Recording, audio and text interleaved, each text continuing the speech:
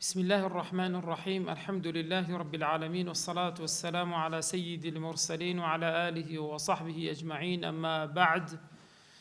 اللهم أرنا الحق حقا وارزقنا اتباعه، وأرنا الباطل باطلا وارزقنا اجتنابه. برزان هل لدرجة درس كان من لشرح منهاج الطالبين وعمدة المفتين إمام النووي رحمة خير بلا كتاب الزكاة لباب زكاة الفطر جيشت. والأصح أن من أيسر ببعض صاع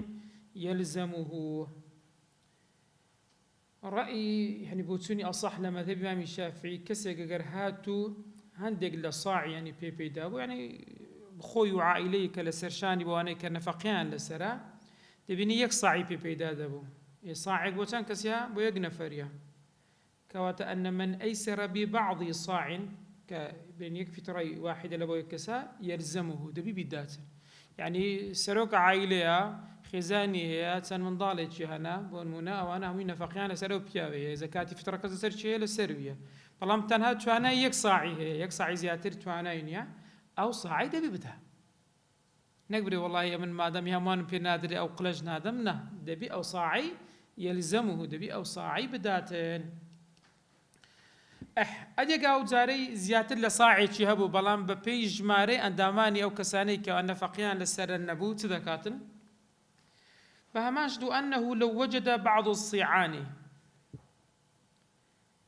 لسرأي أصحبها منشد هندق صيعاني هبو هندق صاعي هبو تذكاست أبون منا خويتي بين خزانتي داكو بابتي من ضالكانتي آيات شهان بيشان دخاتن حالتي دفرمي قدم نفسه خوي ببيشمان ببيش دخي أجر يقدان أبو يعني يخوي دات لبرتي لبرو إلى أو فرموديك إمامي مسلم دجرتوك بيغمبري خوا فرموتي ابدأ بنفسك فتصدق عليها فإن فضل عن أهلك شيء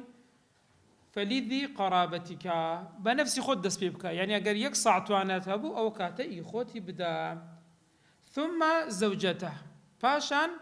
أجر بو دو تواناي دو دانت هبو أو إي خزاني شد بدات كنفقوي أكيد لسر ميردكي ثم ولده الصغير أجر زياتر لدو دانت توانت هبو أو زاري أو من ضالي كواتيا ولد لزماني عربي لبو ذكور وإناث لبو كرو كتزا كتريا قاد داربن كسككي من ضالك كسككي لبري من ضالك كان زياتر نفقيان لسر شيا لسر باوشيتيان أجر لسي دانا زياتر هبو شي أو زاري بيش دخي ثم الأب باوك بيش دخيت كوات أدي قالوا زيادة هبو ثم الأم أو زاري شيل كتسري إن زاد دايك إن زال باشا ثم الكبير يعني شيء ولدي كبير من ضالي جورا لبروي من ضالي كسكا أو نفقة كان أكيد لسر باوك إي جورا احتمالي تواناي كار كردنيان هبيتين كوات ببي أو ترتيبه أجر تواناي يك داني هبو يخوي داني يك زيادة تربو يخزاني شي زيادة به لوي زيادة تربو أو زاري شيء من ضالك سكاني لوي زياتر بو باوچی لوي زياتر بو دايچی انزا ششميا كزيادي كرد من ضالي قوري مقدارك يسند برزان باسي مقدارك دكا اندازي سرفترا وهي صاع ترى صاعك صعب كود يعني الربيق هروك لو حديث ابن عمر كرابردو باسمان كرد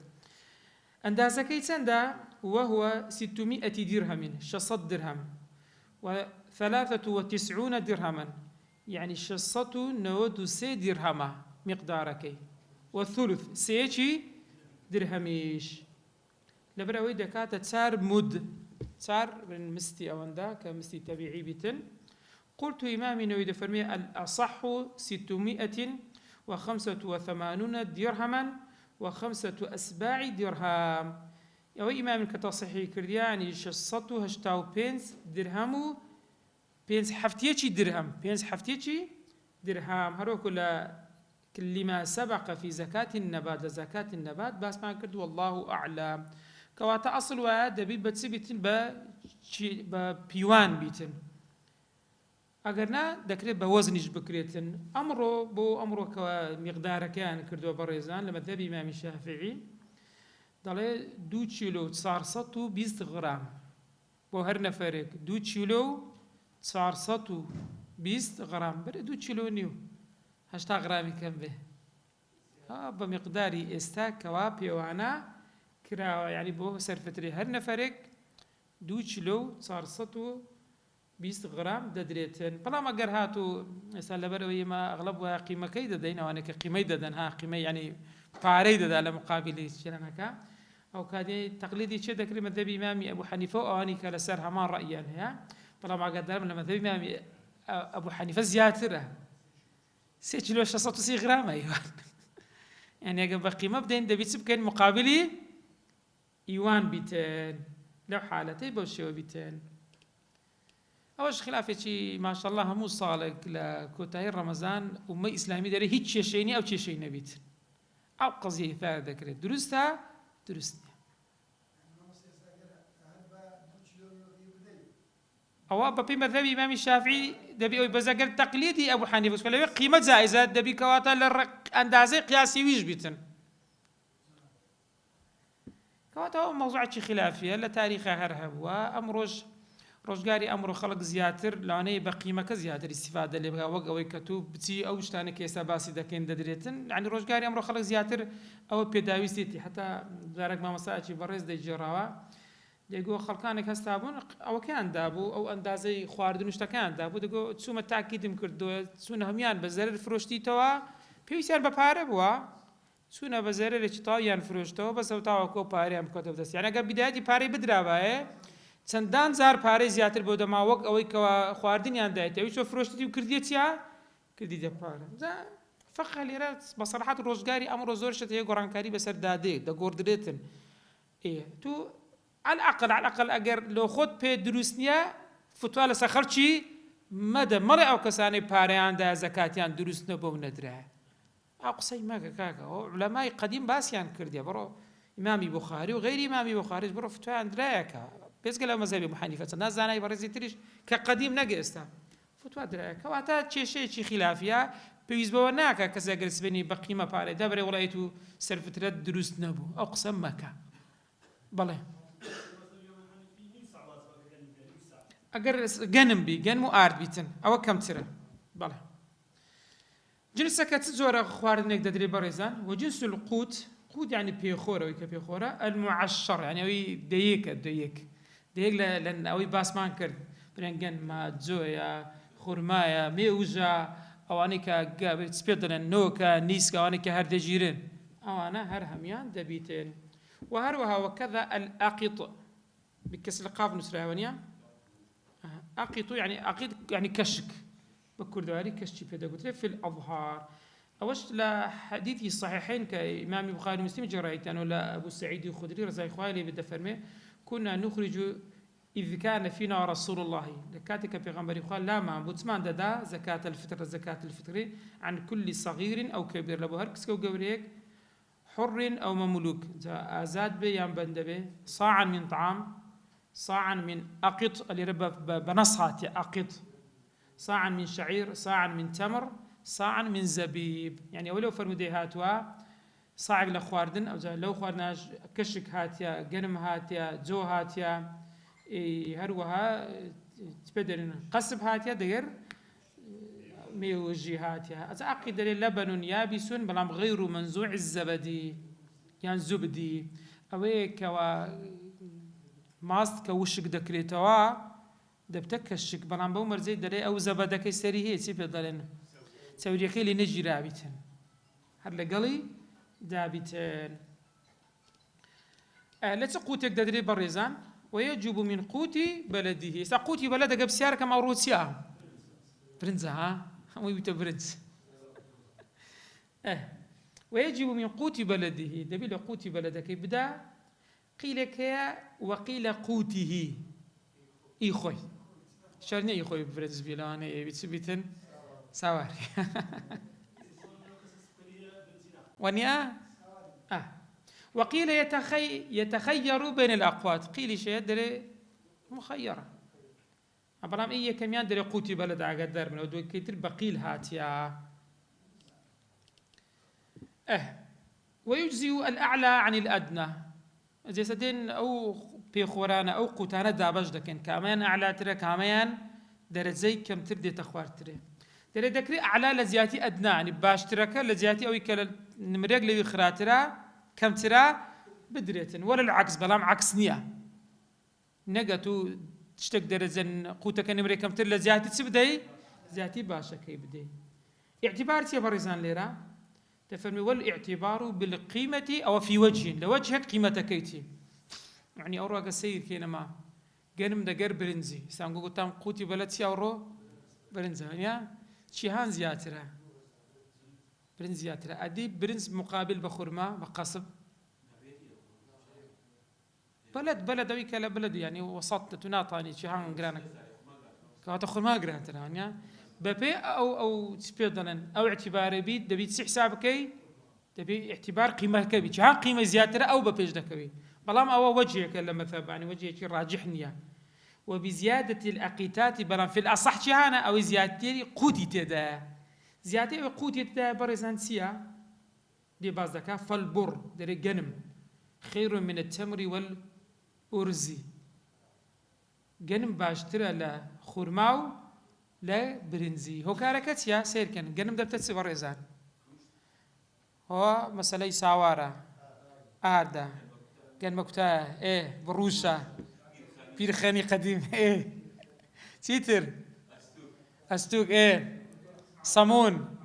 نان معكروني داي كوبا يعني سيرك لها ما زياتر أو يبلغان مدرس ذكري لبرنزي ناكري وشتانا هموي كيك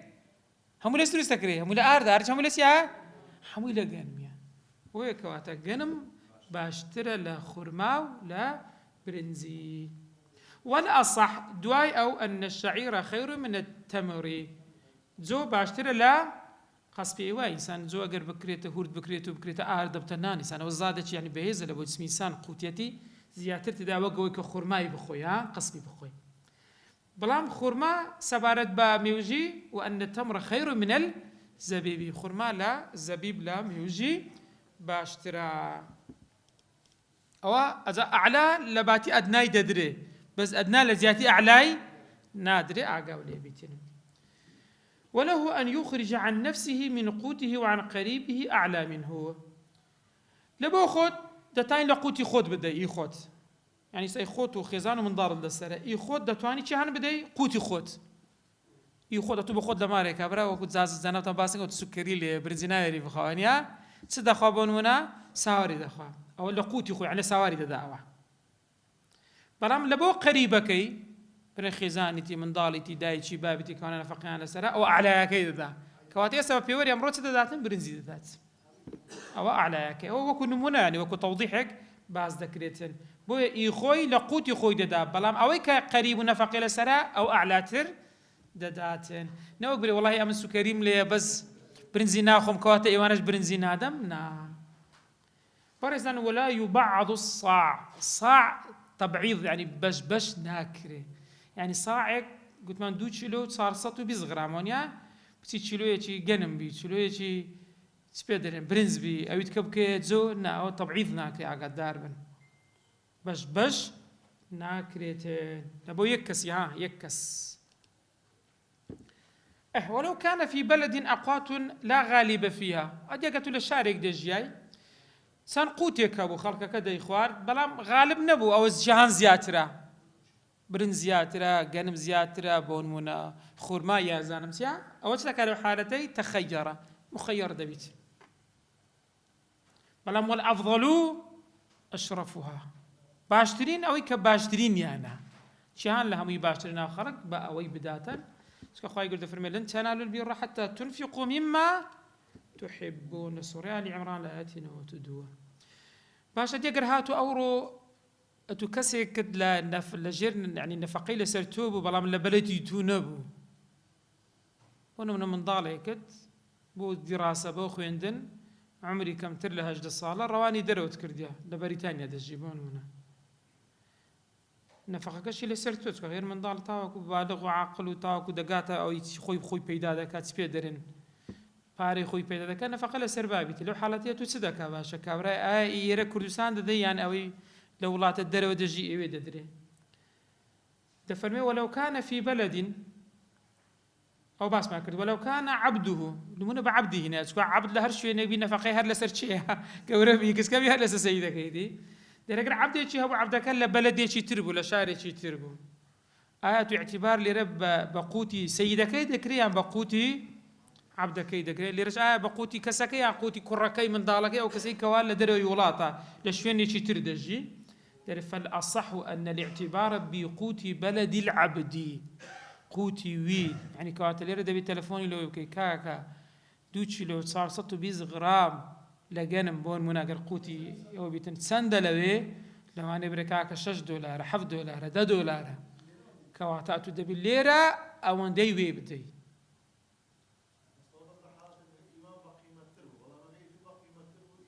إيتو باشترا ثاني إيو خود بدي وكاتي ده ثاني إيو بدي أصحوا إيو بدي بلام ليرة ما دام أشرف يك إيتو باشترا إيو خود بدي بس أجا بيت سواني بو إيو جرانترو إيو تربو دبي إيو بدي زيادر تزور قرم يقدر لي برزان بخوي حبوبياته هم يدقر هم دانا ولا يقدر قلت الواجب واجب والحب السليم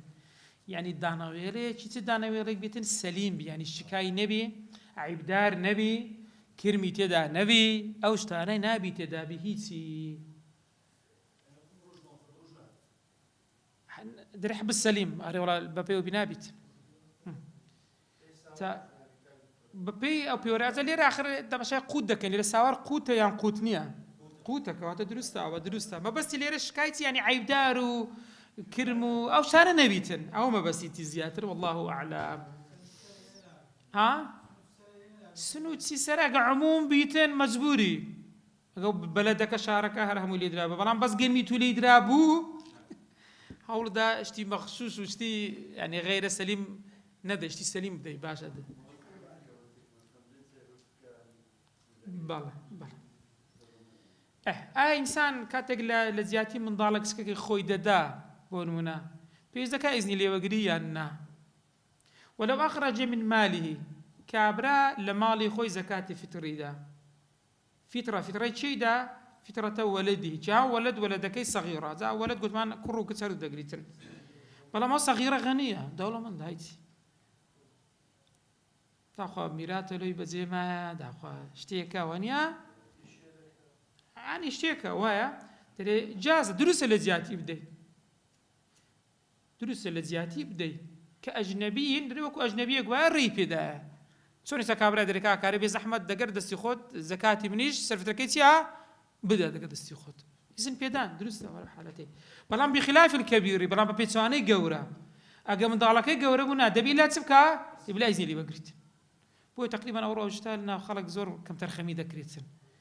يعني دبيني نا خيزاني نا من ضالي قورا هذا خيزاني شو هنا فقيه هلا سرتوا من ضالي قورا من ضالك قورا وجني هنا وبارسرا بيتزور كسيا ما جني هنا من ضالي هيش تعرف فترة كشيء ذا هرباب لما ده بابي برشي بيبكات كاكي ساو قورا بوانا فقيه سرت هنا ما أو مش يخوي كامل هي ونيا نفقي حتى على سربابي بيتن باب أو كاتي بيوزنا كاتن درسة بلام أجر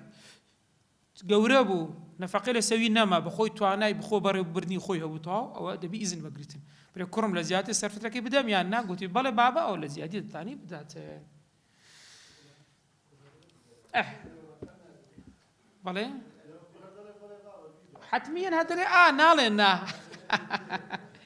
ولو أشرك موسر ومعسر في عبد أو لراء قدار من لراء صع قلنا التضعيف ما بلي ونيا اللي راح عندك تصور عندك حالات هي ذكري دوكز عبد يشأنه يبقى مشترك شيء شو عبد ذكري مشترك به دوكز يك عبد يعني ولو أشرك موسر يك لو سيدنا موسره يعني هبون بو دوم يعني معسر بو نبون بو بلام هردو كان مشترك بو نسف في عبد لعبدك سيدا كان لازم الموسر نصف صاع موسر كان يصاعي خوي داوت معسرك هيز نادات كانت ليرة الساعتي لهات بواني شو بس خويتي أمن دي لو إذن دي زيادة أقل ساعات شبدا فبها ونعمة واشتر زيادة دائما بس أوي لازم يبيتن دا نيوكي تواو معسركش نيتي توانيني نادات جهان نا بخوي بنيوانا مشتركن لو عبدي مشتركن هردو كان بخوي عبدك يك سيدي بعد ما يك صعيب ده ونيا بس لو عبد مولشي سن كسانا دوان سن لس سيدي كماوي كهيتي نيولا سويا همول سروينيا بو نيودا دات واضحه سياره كان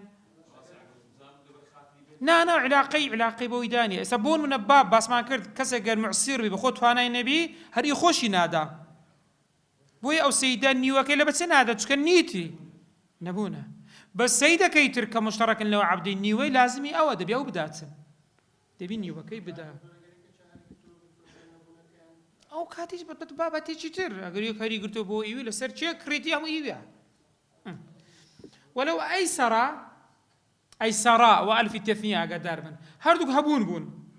برام واختلف واجبهما يعني بون منا دو كس لعبدك مشترك بون برام هريق لشارك بون هريق كان لچين دربو لشارك بون قوتي بلدي شاركاني جواز بون ولو أيسراء واختلف واجبهما يعني أوي كليدة دا أو زكاة فريكة دا أخرج كل واحد نصف صاع من واجبه يجي نيو صاعي خوي داتن يعني اتو ليره لو شاري دجي يتو جنما قوتي بلد سيليرا جنما سنت دي نيو صاعي دي او بون من شاري تشتر لي بون متيا زوي بون منا او سنت تالوي نيو دات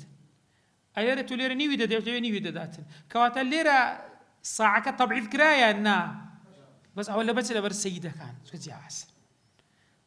واضح يا استا قنا بيت كاتك صاع دابش ناكل أجر يكسبتين أخرج كل واحد نصف صاع من واجبه في الأصح والله أعلم. شنو سر باب شتر باب من تلزم الزكاة وما تجب فيه. شين أو كساني كوا زكاة يعني لسر واجب دبي وأوشتش كوا أو حالتاني كوا زكاة اللي دري يعني حالتانة هي زكاة نادرة. يعني كودا قريتو دواتر كورد جيري أو كاتي ددري أو حالته كان باز دقين إن شاء الله. باب من تلزمه الزكاة أو كسي كوا الزكاة لازمة لسرك بدا مرزكان وما تجب فيه أو حالتاني كوا تيدا زكاة تيدا ددريتن شروط كان برزان لسرتا بمرزكان دسبيدكا دفرمي شروط وجوب زكاة المال بولي رقوتي زكاة المال زكاة الفطري لدرسو لبرتسكو يقلو أني سما باس إسلام دكين قبل بيرتان بيري درسي رابردو لا باس ما كرد قلت ما نقر كافر يق عبدي شي مسلماني هبو يعني قريب شي هبو نفقي لسر مسلمان وده بيسبكا لزكاة الفطر ده بيهرب ده بس زكاة المال لا كافر زكاة المال لسر نيا قدار من شروط زكاة المال الإسلام ده بي مسلمان بيت بيش همش تك زكاة المال إيش بهم جورا كاني حيوانات نبات نقد كان زيرو زيون معادن ركازة جوهر كان تجارة ده هالشيء كأو هرموي مرزكاني يكمشت إسلاما لبرسك أبو بكر الصديق رضي الله عنه فرمي هذه فريضة الصدقة التي فرضها رسول الله صلى الله عليه وسلم على المسلمين أويك مانع الزكاة ليساندن قلت أو فرضيك رسول الله وعزبي كرديل ليتاندس لشيء تسين لمسلمانا وبوز لسر مسلماني واجب كواتر لسر كافري أصلي واجب نيا كسكا على الأصل دا كافر بوا والحرية مرجي دوم دبي تسبي دبي آزاد يعني عبد لسر شو عبد يخوي لسر خوي نيا وزي زي خرجت كي لسر بيت وتلزم تشيتكش المرتد خواب مع باريزي كسك الذين هالقراوة كسك الذين هالقراوة خلاف لسر مالكي هي آية أو مالا تعليق ذكري موقوف ذكري جاري يان مالكي يكسر ليد سيندريتو ددريتا بيت المالي لسر رأيكم كظلم مالكي موقوف راد جيريتن زاري أو لي ورد جيري يشي لي ورد جيري أو كساني كان فقيان لسر أو رأيش كدري مالكي يكسر تحويل بيت المال دبي كبيت المال زكاتي تدا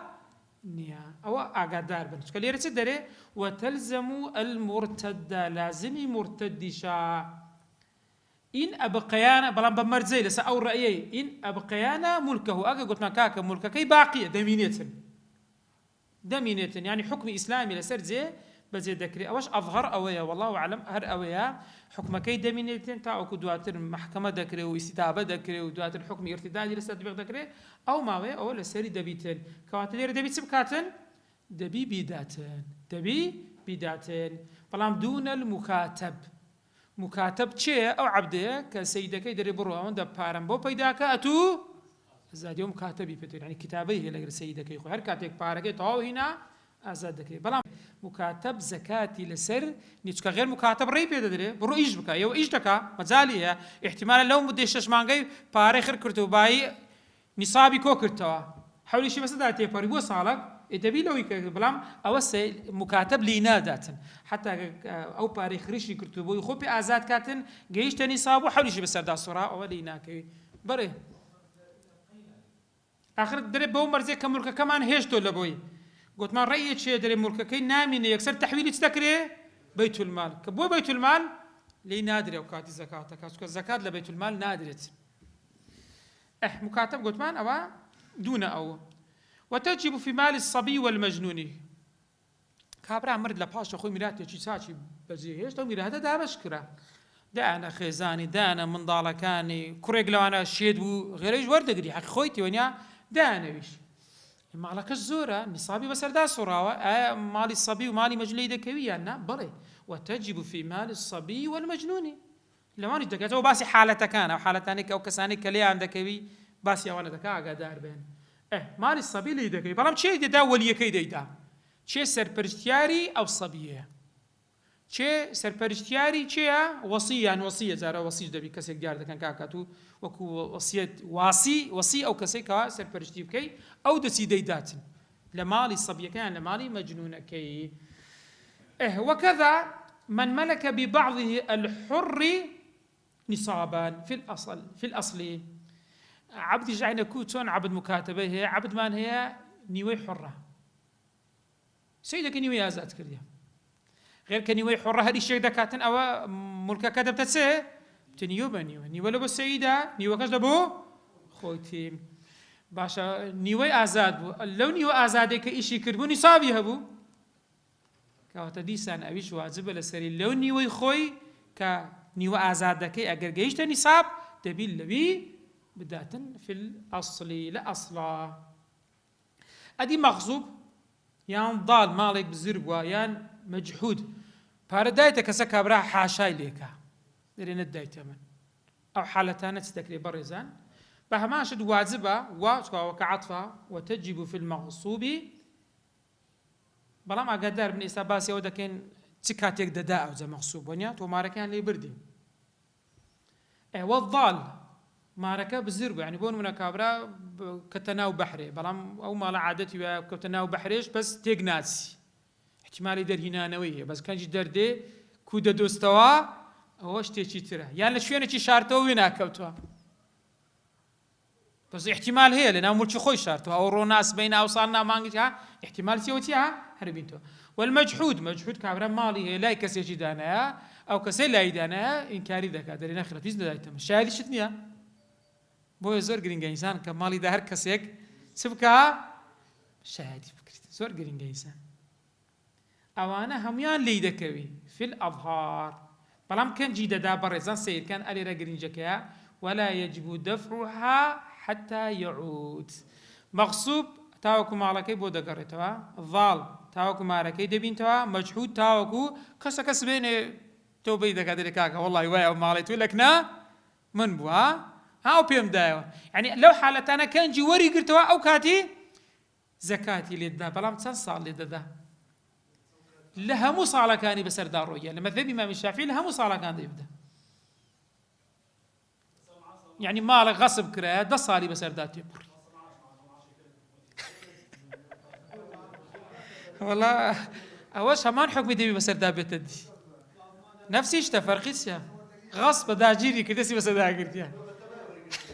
إن شاء الله عمل باستر اللي بيعملي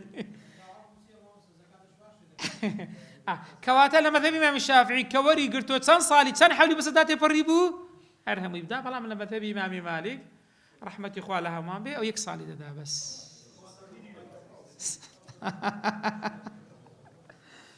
باشە ئەو ڕایەش ئەو فتوایەش هەیە دەر یەک ساڵی لێ دەداتن.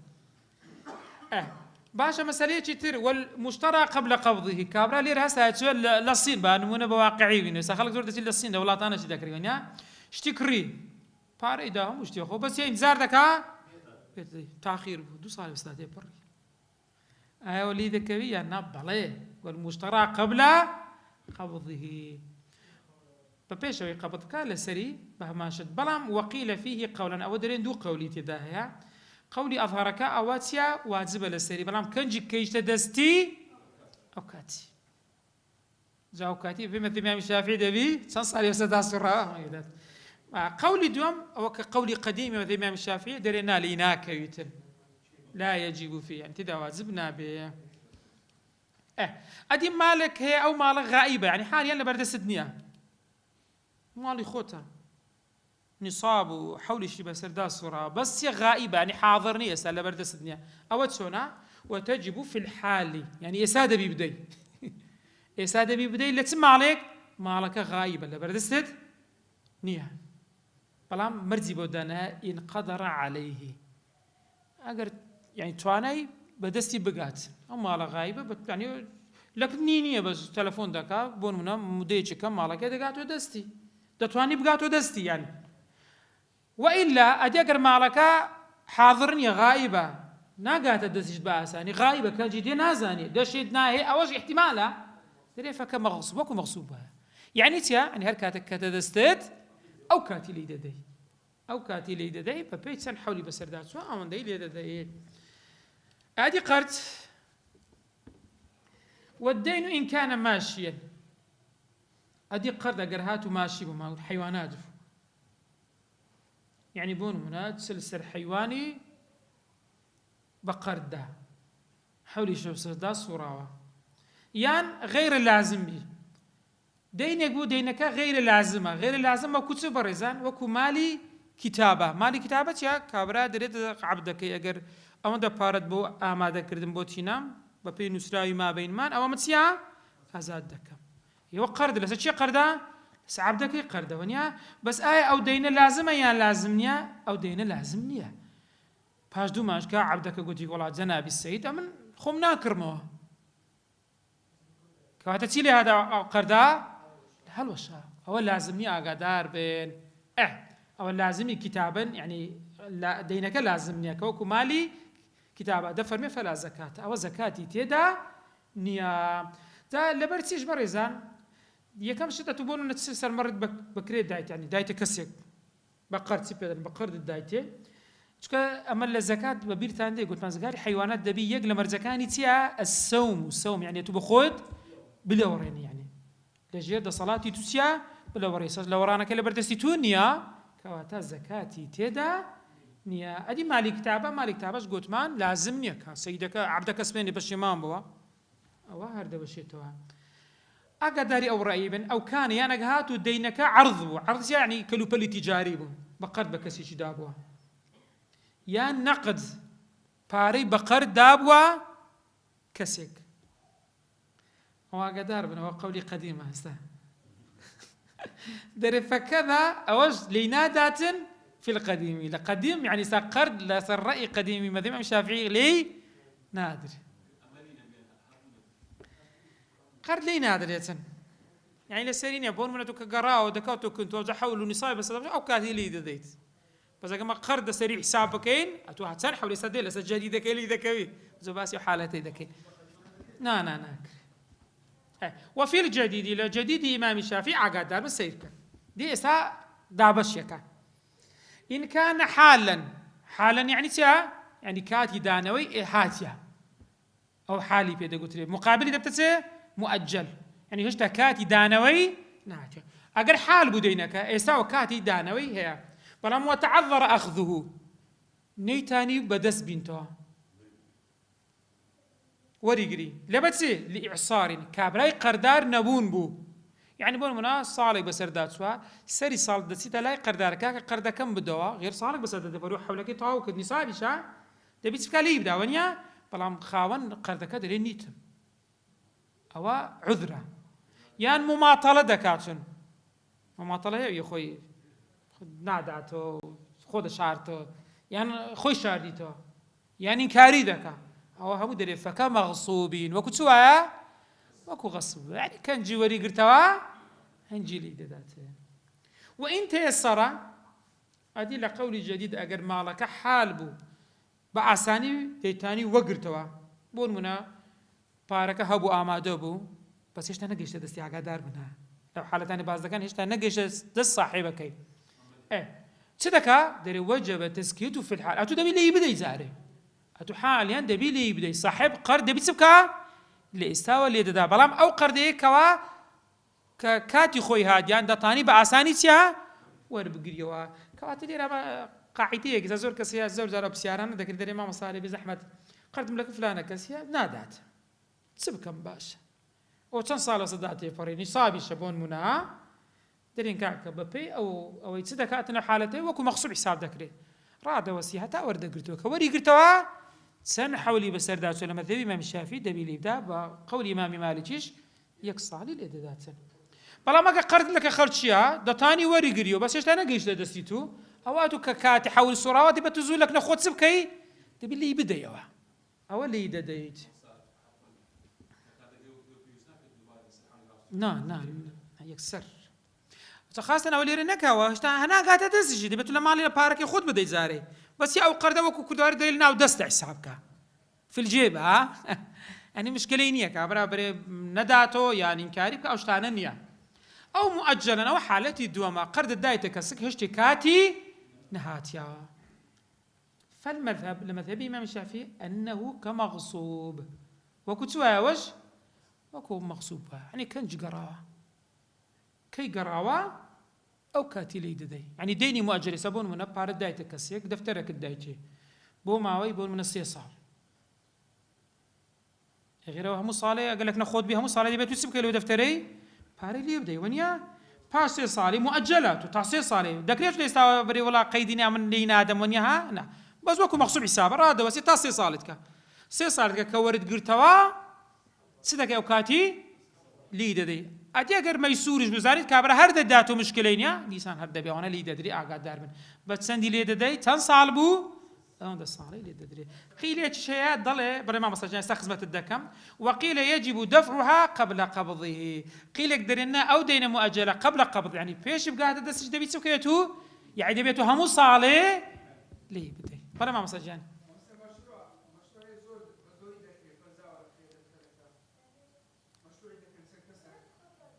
اخر دبي بسيري استحقاقي كان او كنجي دبت خاوني يعني بقول من مشروع كد كرديا ب 50 ورقه ونيا 50 ورقه ونصابي لذكيه وهلي ثانيه او حسابك كو قرض الدروات سن او لو ياخذ اسالي ددي بس بقول من اتو باش سي صالت كسندي وردغري بون منا دو دفتري وردغري ونيا او دو دفتري استحقاقي تنبوه تلي استاوتو همو مانجي لينادي بلما تو 50 ورقات همو مانجي ددي او تو حسابك او 50 ورقات هي دبي حسابي او ياخذ حسابك بلام اوي كنجي حساب دك كنجي استحقاق الدبي سنه منك ما ديته بيش باز دكين او باسي خانيك دكاتن بو صار بكريد داتسن استدين منك ديته باز دك ان شاء الله كاتا مؤجلك جو كسوابو وكو كنجي جيش دست او كاتي دي قيل شي درنا دير دبي هم صالك حولك الصرابه تسبكي تبي لي بدي كواتا دين منعي داني زكاة دكا نخير ولا يمنع الدين وجوبها قرداري يعني بونو ناتو كابرايا دكانة دادني سرمایه‌ی پێکهاتنی هەموو دوکانەکەی دەفتەرێکە هەمووش قەرز کردیە یەک سەر بەسەردا سوڕاوە کە وەرد گرت دەفتەرێک دەفتەر نیسابە یان نیساب نییە نیسابە سار سوڕاوە یان نەحەول حەولەکەش تەواو بوو بەس ئەو پارەی کە پێ دروست کردیە ئی چێیە هەمووی قەردە ئایا ئەتوو کە دوکانت دانا ئایا تو لەو ماڵەی زەکات لێ دەکەوی یان نا بەڵێ ولا يمنع الدين وجوبها لأظهر أقوال يعني قولي ظاهري مثلا الإمام الشافعي لي دكويت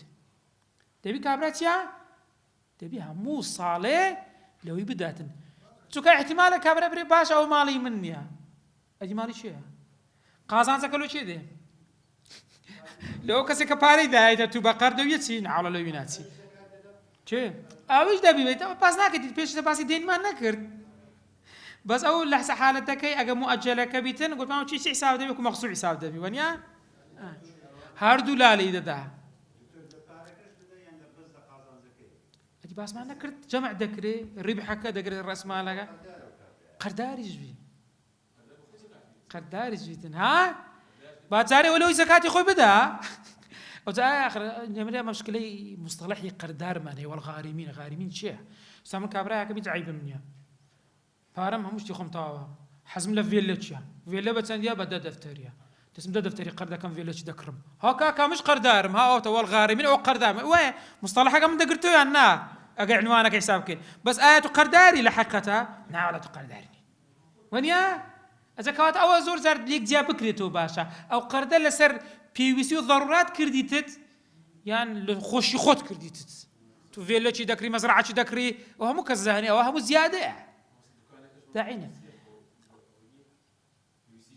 ياكل بيوسي جاني دي نابلي بدات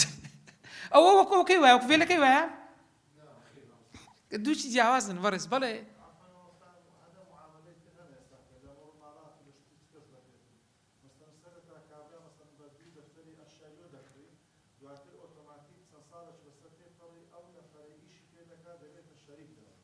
او دبت عقدي اتفاقي لما بيني اخوان كيان كرديا او دبت بابتي تشيتر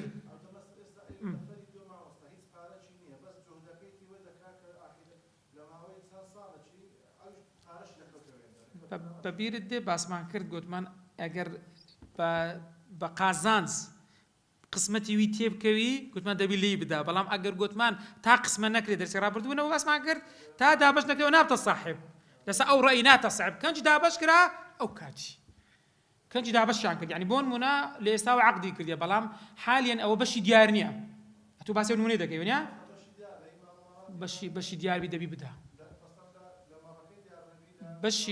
بشي ديار بري زار اما باز يكشت بينا بيساي خو ما زور زار نمونه دينو مساله قرض كابرا او باري قرض كده دكاني چي دانا او ملكي چيا سوتا ملكي چيا صاحب قرضك لي خوش دبي باري خوي دبي كاتا ملكي چيا قازان سكرا لو چي دروا كاتا مالك ابا كامل تصرفي تدا هي انيتي كامل تصرفي تدا هي ونيا سبي اغرشتي برد ثاني انا ثاني تاني مرشي خويتي تبتا قرداري كابرا دبي بداتها مهم اوتيا مالكا صارش بس هذا صوره تبي لي بدات كواتا لاظهري اقوال لي ذكي برزن في الاظهر الاقوال بس قولي دومي شيء ضل ليناك بمطلقي قردار ليناك والثالث او قولي السيما قدار من قولي السيم يعني إذا قولي دومي باس نكر قولي دوم مقابل قولي كما قولي كم قلت لي ذكوي قولي دوم دلينا كوي قولي سيم قولي شيء وسطيات لأنه هردو كان در يمنع في مال الباطن يعني لمال باطن منع لينادا بس لمال الظاهر ليدادات مال باطن سيا وهو النقد والعرض نقد سيا زيرو زيو يعني قال زيرو زيو أو كسقر دار بو لينادات بس أدقر مالي ظاهر بو يعني بون منا مالي ظاهر حيواناتها زروعة ثبر بو مكانا معادن كانا أو أنا مالي ظاهر يعني بيدا كتري أو أنا لي دكويت بس مالي باطن زيرو زيو دقر مسألة تجارة أو قولي سيما عقا دار من أو دري لي ناكا يعني زيوازي مالي باطن ومالي ظاهري لي كردو مالي باطن سوت سبو قوت مان زيرو زيو نقدا دقر سي دقر تجارة أو دري يمنع منع دكاتن لي ناكا ويتن بس مالي ظاهرك قوت مان سيا برين تبيدرن زروعة حيوانات وش كل وديار بيساي هم خلق دبين كتان حيواني كتان زراعة وكتان جنمو نازم سيا أو مالي ظاهرة أو درين لينا كويتن ظاهرك ليدك بس باطنك لينا كويه بله كواتليرة بس أظهري أقوال لما ذهب إمام الشافعي قردار ليدك وي أقدار من باشا أظهري أقوال ليدك وي وقولي سيما كيا كقولي راجحنين وأنا أقدار من فعلى الأولي لسا قولي كم كابرايك هستا دكاني دانا بلام قردار بو صاحب قرد كانت مشكلتان لقرد قلتيان كاكا وصاحب دكان قردار قردي من نادات حاكمش قاضي هستا حجري لسر دانا حجري لسر سدانا لسر أو مالي دانا يعني ناطاني بخوي تصرفتي بك حجر أبي إن شاء الله لباب الحجر أخوات من إذا دخلتن حجر سردادني ناتاني تصرف تبكات فعلى الأول يسر قولي كم أظهري أقوالك قرد ليدكوي لو حجر عليه قردي كربو دكاري دانا أبو حجري أنا سردانا حجرك جلسية حجرك جلسية حجر عليه حجرك در اللي دين لبقرتكم حجر مان هي اللي سفه يعني بعقله أو يعني السرداد ناتاني تصرف تبكات فحال عليه الحول حول شي بسردار روي حجر أنا بسر ماريدانا صالح بسردار صراوة في الحجر لحجر أو ما الله رامي ترفك مغصوبة ومغصوبة يعني بون منا باش صالح حجرك إلى سهرتها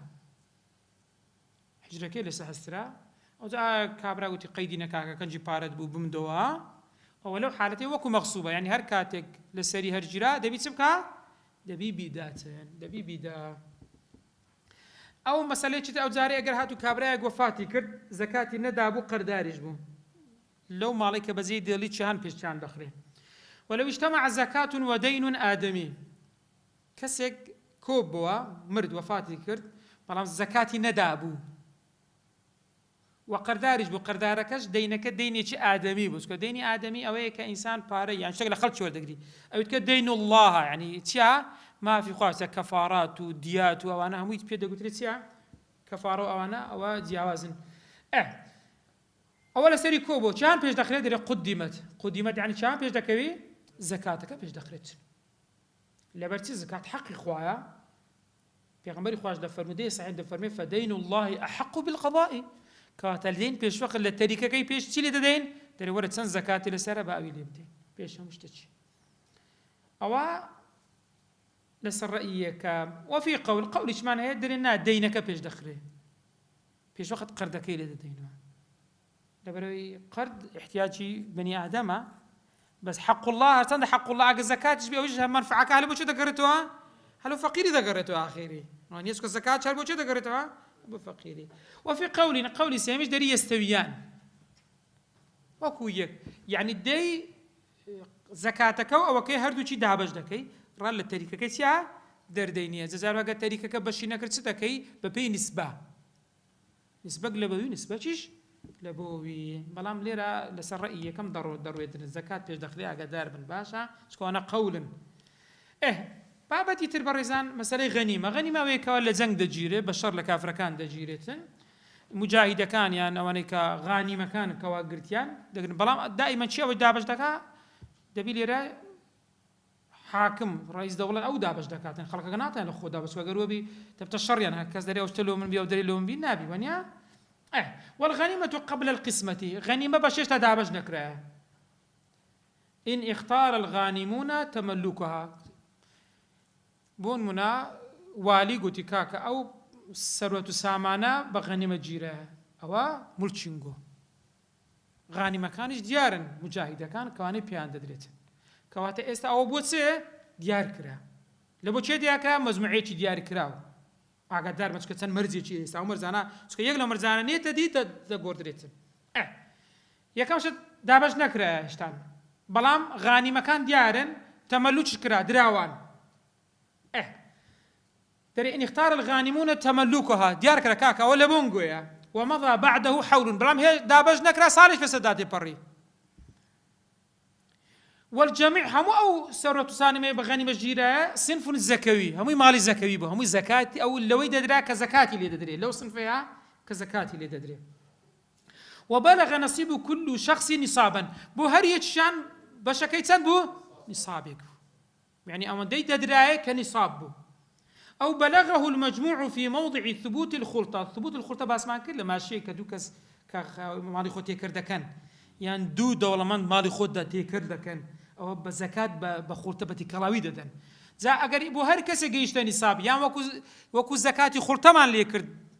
بمجموعا بو حساب كردن في موضع ثبوت الخلطة كلويش باسمان كرديا دريت سليرا دري وجبت زكاتها دري دبي زكاتي ليه بدريتن وإلا أديك مرزانة يقلون أنا هاتدي فلا زكاتي ليه نادرتن يعني بون مناقر مالك دان درابو بلا فشتا تملك كان كسكان ديار نكرابون شينا بون مناقر هاتو أو زار حولي بسردان الصورة يان هموي زكاة صنفي زكوي نبو يان أوتي ندقيشتا نصاب أجر أوانا نەبوو ئەو مەرزانەی تێدانێک 6 مەرزە ئێستا لە ناویان باز دەکات ئەگەر یەک لە مەرزان نەهاتە دی ئەوە زەکاتی لێ ناکەوی.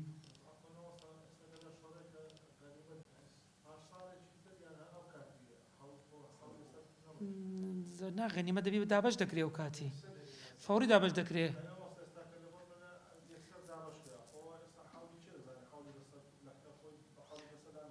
نانە غێر غەنیمە خۆ غەنیمە کە دابەشکرا بۆ مرگ کە کەچەکەی ئەوس دەبێ حەولی بەسەدا بسوڕێتەوە.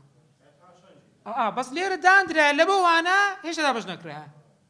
ئەوەندێ دابەش نەکرا ئەگەر نەمور چنگۆیە کاکە بەسێ دابەش نەکرا هەر کەشش بەشی خۆی هەیە هەریەکیان نیسابە هەمووی ماڵی زەکەویە لە خورتە ئەگەر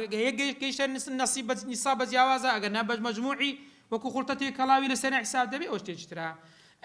وەلەو ئەصدق نیسابە سائمەة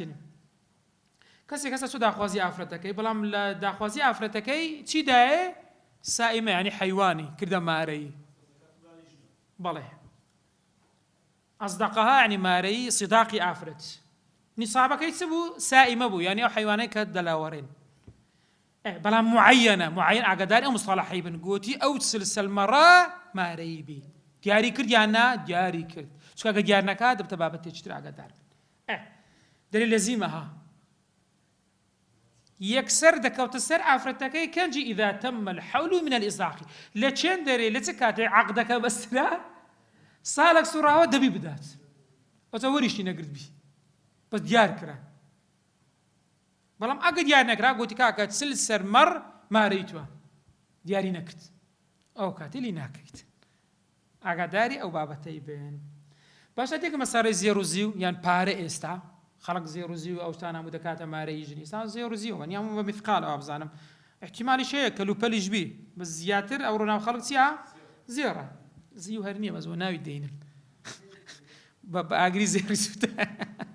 زێڕە هەمووی کەس بە زی و ڕازی ناوی بگرێت. بۆ منە خەڵک مارەیەکە چ دانا زێڕی دانا لەو حالەتێ مسقال چەندیش بوونی ساواکە 20 مسقال بوو ساڵی بەسەدا سوڕا یەکسەر دەبی ئافرەتە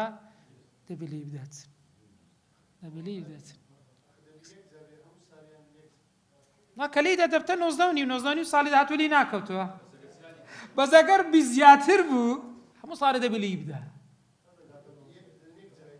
نا هەموو ساڵەوە ماڵە ماڵ کەواتە ئاگادار بن ئەگەر زێر بوو یان زیو بوو ئەوە دەبی لێی بداتن حتا دەرێ ئاگادار بن ئەگە وەریشی نەگرتبی یعنی هێشتا نەگەیشتە دەستیشی. بۆیە مۆزوعە ینی زۆر جار کەم تەرخەمی تێدەکرێتن زۆر جار مارە کرا هێشتا مارەیان نەدایتێ ماڵەکەش زەکاتە نیسابە 20 مسقال زیاترە لەوانەیە 2 ساڵی بێت هێشتا نای گۆزنەوە هێشتا نەیاندایتێ ئەوە لەو حالەتێ ئاگادار بنەوە ژنە هەموو لەسەری دەکەوی دەبی بداتن. بەڵام ئەتێکە لە حالەتێک 40 مسقال مارەیی بوو بەڵام لەکە پیاوەکەی بجارێ نەیدا بێ دواتر گوتی پیاوەکەی کاکە تۆ مارەی من بدەم مولکی خۆمە لۆ نام دەیتێ و خۆت دەبێ ساڵم زەکاتی لێ بدەم لەو حالەتێ پیاوەکە نەیدایە دەرێ وەکو مەغصوب وایە کەنجی دایێ ئەو کاتی دەیدات چێ بۆ مولکیوی حساب کە ئێستا قەردە لەملی چێ ئی خۆی هەموو ساڵ دەبێ لێی بدا. حولی جیاوازە ئەوە حولی نییە ئەوە خۆوەری نەگرتە دەملی خۆی کا سیرکەنەوە بابەتی حولی دەگە بابەتی تێکەڵ نەکەین ئەگەر وەری گرت بۆ حولی لۆ جوانی دەبەری کرد لی ناکەویەوە هیچە بەس حولی نەبوو لۆ جوانی نەبوو ئێستا بۆ نمونە قەردە لە سەمێردی ئایا حولیە هێشتا پیاوەکە نەیدایتێ چ دەبە خۆی کات ئەوە قەردە لەسەری حسابە مؤخر ئێستا مؤخرەی بخۆمان لە مەذهەبی من شافعی چکە مقدمە و مؤخرە هەیە مؤخرەکان ئەغلب وایە زۆر جار هەیە زیاتر لە 20 دادێنێت بۆیە مامۆستایانی قەدیم ڕەحمەتی خۆیان لێبی زۆر عاقڵ بوونە هەر دەستان لە 19 دادەنات مەسەلەوە نەبوو بڕێ وڵا بیانەوێ زەکات نەدرێت نا دەیان زانی خەڵک کەم تەرخەمە سبەینێ نایدا و بێ خەڵکە گونەحبار نەبی هەر دەستان لە 20یان کەمتر دادەنا یعنی لە عاقڵی لە خواترسی ئەو شتیان نەکرد دەیان گۆ با کابرا تووشی گوناح نەبیتن ئەگەر نا زیاتر بی دەبی بداتن ئەو تۆ ئاگادار بە هەر لە بیدایەتی گردنی ئازا کرد تاوە لە سەرینیان 5 ساڵی بەسەدا تێپەڕی حال سر ميرد كيبو باش 5 ساڵی گردن یازاکرد گوتی گردن زاوی 5 ساڵی لەسەر دەبی لێ بدات وەریش نەگری ماڵی وێ دەبی لێ بدات با قەرداریش بی کەواتە لێرە دەبی چ بکە دەبی لێ بدات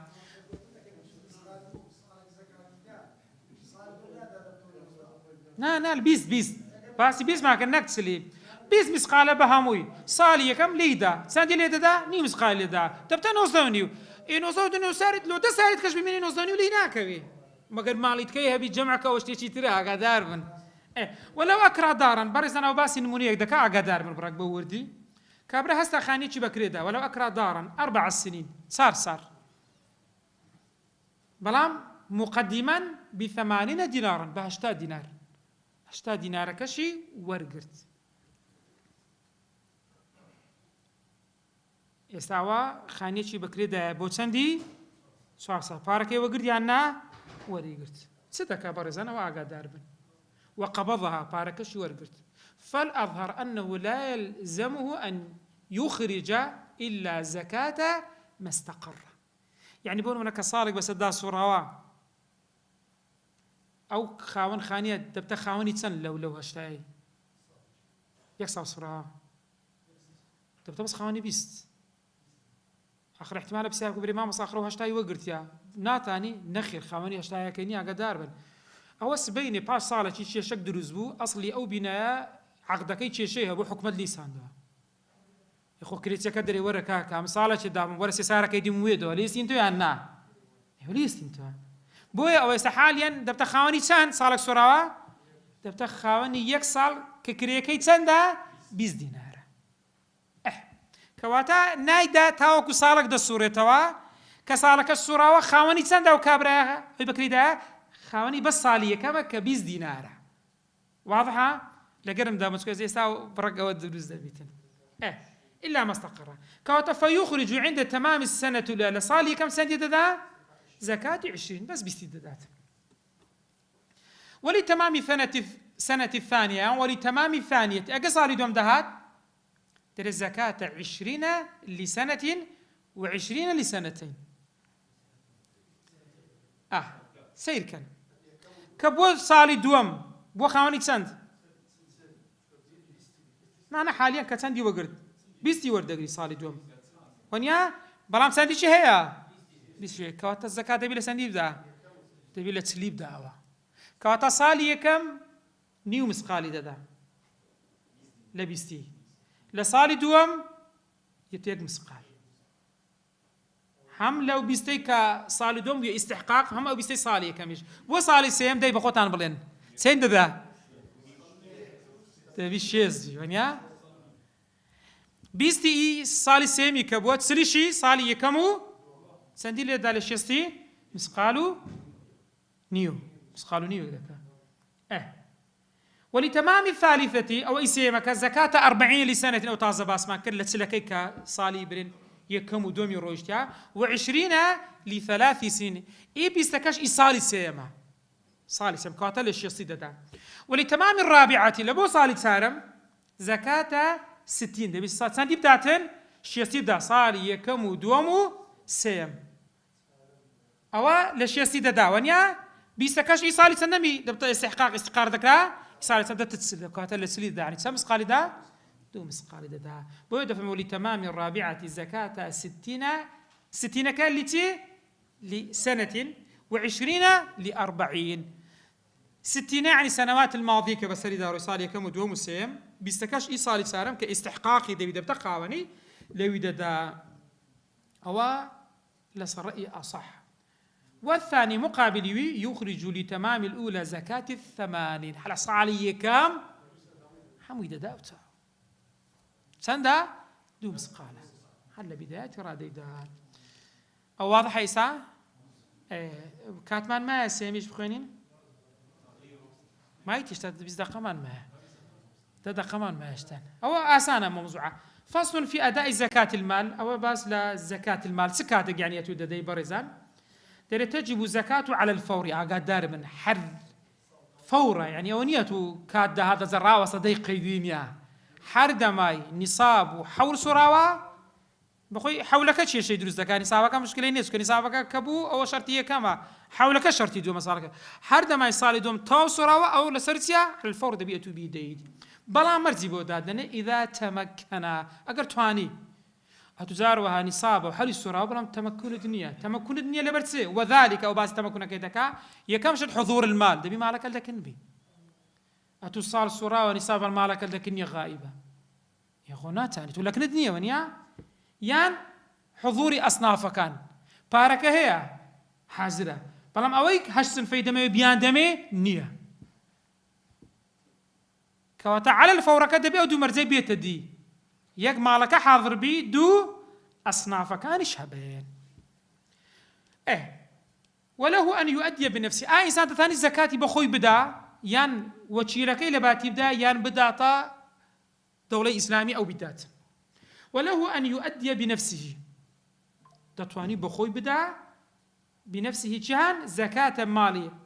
هم باطنەکە کە زێر و زیوەکەیە وكذا الظاهرەکەش پرینسیپێ دەڵێن ئەوەی زروع و حيوانات و نەبات و ئەو شتانە هەرامووی ئەواتێ وكذا الظاهر على العسى جديد ظاهرەکەش چکە لێرە بۆ ظاهری جیاواز کردو بەڕێزان لە جدید دەتانی بەخۆی بدا لە قەولی قەدیم لە ظاهرەکە نەدەتانی بداتن لۆ چکە دەبی ساعی بێ ماڵەکەی هەڵبسەنگێنی دیار بکات چەندی لێ دەکەی وەنیا بەس قەولی جدید ئیمامی شافعی دەتانی ظاهرەکەش بەخۆش بدات وله التوكيل دەتانی وەکیلی بگری الزیاتی خۆی والصرف إلى الإمام دەتوانی بەخۆی نەداتە فەقیرەکان بەخۆی نەکاتە وەکیلی بەخۆی دانەنا یەکسەر بداتە دەست چێ دەست ئیمام ئەو دابەشی بکە بەڵام والأظهر لەسەر أظهر أن الصرف إلى الإمام أفضل باشترە بدەیتە ئیمامەت لەبەرچی چکە ئیمام ساعیەکانی هەنا نوعیەتی زەکاتەکە جوان دیار دەکرێتن ئەسنافەکان دەزانی چێنە چێ فەقیرە چێ فەقیر نییە تەوزیعیان کاتن بەڵام مەرجێکی بۆ دانێ ئەو کاتەی دەدەیتە ئیمام إلا أن يكون جائر ئەگەر جائر و زاڵم بوو نایدەیتێ ئاگەزانی دە تۆ زەکاتی دەدەیتێ ناگاتە دەستی ئەو هەشت سنفەی کە مستحقن ئەو کاتی نایدرێت بخۆت بڕۆ بیدا یان کەسێ بکە وەکیلی خۆت بەڕێزان پێویست بە نیەت دەکات و کاتێک کە زەکاتی دەدەی یان پێویست ناکە یعنی چۆن ئەتو لە ماڵی پارەت هەیە نیساب بەڵێ حەول تەواوە دەی پارەی خۆت دات نایە دەی بەشەکەی لێ دیار دەکەی بۆن منە ئەمن لەو مەجموعە پارەیەی ئەوەندە پارەم زەکات لێ دەکەی بۆن منە 100,000 بۆن منە کە پارەکەت هینا دەرێ یەکسەر چ دەکەی 100,000 چ دەکەی زیادەکەیەوە ئەو یەکسەر تو نیەتت وێ ئەو 100,000 لە بۆ چیا زەکات بۆیە پێویست بە نیەت دەکات چکە ئینەمە الأعمال بالنیەت دەبی نیەتت هەبی کە ئەو پارە لە بۆ چیا لە بۆ زەکاتە چ زەکاتێکی فەینوی هذا فرض زەکاتی مالی یعنی نیەتی ئەوەی دەینی چیا زەکاتی مالی نیەتی قەلبە لفظ پێویست ناکات داعی نییە ئەگەر هیناشی کێشە نییە والله ئەعلەم کەواتە لێرە بە چ زەکاتێک دەبی زەکات نیەتەکەی زەکاتی مالی بی نەک زەکاتی سەدەقە بی ئاگادار بن ها زەکاتی مالی ئەو مالی کە مەفروضە فەرضە لەسەری یان سەدەقە کە فەرضە لەسەری سەدەقەیە ئەوانە دەبی دیارکە بۆی دەفەرمێ ئەوجا چ دەرێ ئەو فەرضە سەدەقەتە مالی یان نیەتم وایە فەرضی زەکاتی ماڵم دەدەم یان نیەتم وایە فەرضی سەدەقەی مال چکە سەدەقەش لە ئاەتەکەی ئینەمە الصەدەقات للفقراء وشەی سەدەقات لەوێ يعني للإطلاق مەبەستی پێچی زەکاتە بۆ ڕێی پێدرایە نەحوی وانەش دروستە دەکرێتن هاوشێوەی ئەوانە ئینسان برێ لەسەر ڕەئی ئەصەح بەڵام ولا يكفي هذا فرض مالي بەڵام برێ ها فەرزی مالی خۆم دەدەم ئەوە کافی نییە زانیە بەس کافی نییە چونکە کەفارەتی چییە فەرضی مالیە کەفارەتیش چییە فەرضی مالی کەچی کەفارەت زەکات نییە بۆیە یعنی وە کافی نییە بەڵام دەرەوەیە ولا يجب تعین المالی پێویست ناکە دیارکە برێ کاکە ئەو ماڵە ئەو پارەیە من دەدەم بۆ نمونە مەڕێکی دەدەم لە زیاتی ئەو چ پێ دەرێن سل سەر مەڕێ یان 5 حشتری هەیە لە 5 حشتر چەند دەبدا مەڕێکی بدە لە زیاتی ئەو چلەی مەڕێکە لە زیاتی ئەو 5 چەندە مەڕێکە مەڕێکی بینی پێویست ناکە برێوە لە بە زیاتی ئەو چل مەڕەیە یان لە زیاتی چیا ئەو پێویست ناکە تەعینکە یەکسەر ئەو مەڕەی هینایە و زەکاتە و تەواو ناناوە زكاتك لو حالتي مال كان يعني جارنك ولا مالي غايب ما يعني مالي حاضر ما أو جارنك عطن أو جارنك أو زكاتي مالي منو تولي دام حتى اللي رتدري ولو عينا لم يقع عن غيري أدق دياري كرت دليل مخالبه دومين نابد سو نمونه سير كان كابرا تسلسل مريها بو بينس سر حشتريها بو أو دبي سندي بداتن أخرك لبوي يعني أو يجي لواني هي يعني لأن ذاتي مرة كان سر مرة يجي ذات سر مرة كي يعني زياتي بينس حشتريها كي سر مرة كده كدن فبانت تالفة تواتر وتيجو وتكاكا ولا زياتي بينس حشتريها كي كشي قرد جاي بدرك حشتريها كي إنما أبو تالف لم تقع والله دقيتني دبالة زياتي أويبي أو نابي قورنا قادار فنها بويا دبيتي قاداري أشتيبن أصل واحد يارينا كي أو تاكتنا بس تعينت كرت أو كاتي ملزم دبي ويلزم الولي النية إذا أخرج مال زكاة الصبي والمجنون يعني بون مناتو الصبيك من ضال شيء تمني كسكايا يعني مجنون الزكاة يعني تعز باس ما قلت زكاة ليدك إلى مال يعني أو كسي وليك كل زيادة أو يشبه ماشي دبي نيتي سهبي بنيتي زكاتي أو من ضاليان أو شيتك فرضيتيا فرضي ماليا يا صدقي ماليا دبي ولي كنيتي بني ولي أقدار بن باشا أجا بابا بيرا وصية كيتي هر شيء تشيدي وتكفي نية الموكل عند الصرف إلى الوكيل في الأصح باشا تزارها قلت أنا بيز بني الدكا بلا بيز بني الدكا أما دما وكيلم ونيا تدري لأن نيتي موكلك يعني صاحب مالك كافية كاتك كذا تسميلي شيء ذكي تسميل وكيلي ذكي كات وكيل بيزناك كات تدع تأخر شبركا كامش نيت ما فلانة كسي أو بيزناك بس موكلك صاحب مالك كافية لبو أو والأفضل باشتري شوية أن ينوي الوكيل وكيلش كاتك تفريق دكادا وزكا إيش بابيني أو أفضله باشتري إيش بيني كاتش غير وكيلك هذا تعصنا فكان ما أيش دوين نيت بيني تاني ولو دفع إلى السلطان أدي قدات السلطان سكوت مان ذكر الصرف إلى الإمام ونيا بدرة السلطان دري كفت نيته عنده لكن أخوي كنيتي هنا بس زكاة من نيته ما أو مالي من زكاتي مالي منا وتسميلي كم كرت سلطان كذا سلطان قدات أصناف كان كدابش ناكا واجو عادي خويتي ليرب بيز بنيتي سلطان ناكا حتى دري أجرهاتو داية سلطاني تسميري سلطاني كرنيتي شينا زكاتي مالا لكن سلطاني فوتا كابلا لسيرين يبدأ زاري شتر بلام أقداية وكيلي لكن وكيلي سوتا أو زاري تبيناب هبداتو فرق ده كلامي وانيا أو حد كل عادي سلطاني كابلا صاحب مار السوية سلطان أو بابتي تشيتره توكيلي بيو اشتكى نقلي سوي دبي عنا فإن لم ينوي أجا نيتنا ترى لم يجزم على الصحيح لس الرأي الصحيح يا جزمنيا وإن والسلطان أجا سلطان يعني بقول مرة مباركة سدا سلطاني نيتنا أبو أجا سلطان نيتي هنا أول سر حساب نابي أمارة نابت الزكاة أقدار والأصح أنه يلزم السلطان أن أصح وسلطان نيتي بني إذا أخذ الزكاة الممتنع زكاة ممتنعة أو كسانة كزكاة نادن سلطان لي أنا السيني لو حالتي دبي شيء أو بنيتن نيتي بني سلطان بنيتن وصلى الله على سيدنا محمد وعلى آله وصحبه وسلم